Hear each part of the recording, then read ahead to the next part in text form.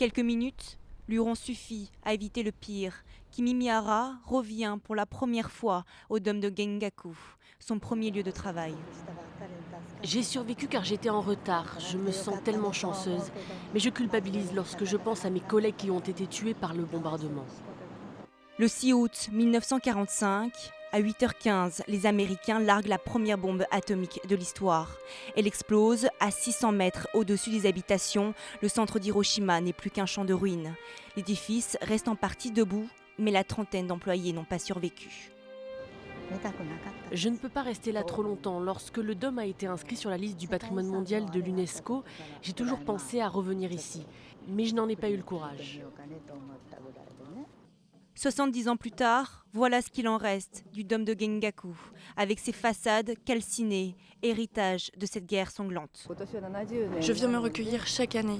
Mon grand-père est mort ici, il avait tout juste 21 ans et ça me fait mal pour lui, il était si jeune. Je me demande souvent comment la vie aurait été pour lui.